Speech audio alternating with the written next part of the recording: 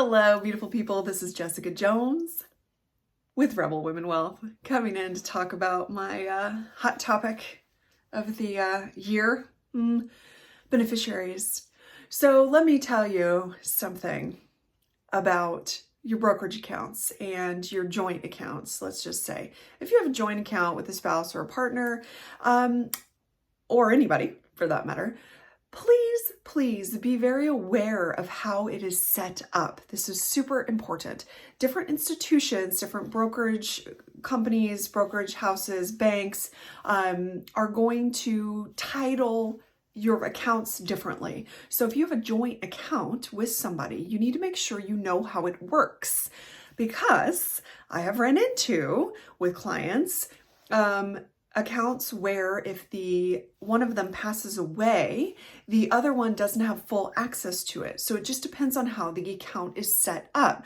Some of them you'll see a TOD, transfer on death, you'll see that, or POD, paid on debt, payable on death. You'll see joint tenants as one of the descriptions. And there's a lot of different ways that different companies do it. It's not the same across the board. And the same with bank accounts too.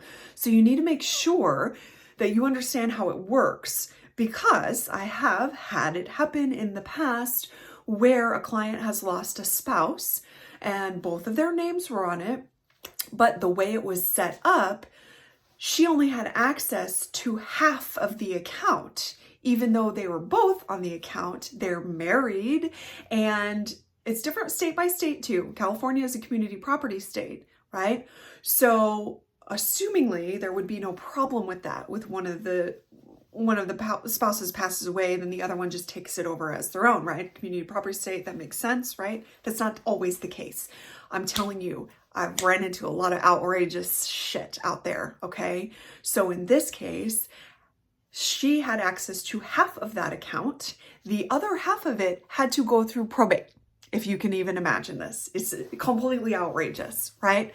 So there are some workarounds on that. If the estate is small enough, you can do a small estate affidavit to say that basically it's below a certain dollar amount, which changes every year and it's different from state to state also. But then you can bypass probate if that's the case. Now, if you have over that dollar amount that needs to go through probate, you're screwed. You have to go through probate, even as the spouse, which to me is completely outrageous. But this is the way it is, all right? So please figure out how your accounts are set up and what it means if one of you dies. Does the other one have access to all of it, or does your beneficiary have access to all of it? You better have a beneficiary on there. If it's a joint account, you need to figure this stuff out. Please.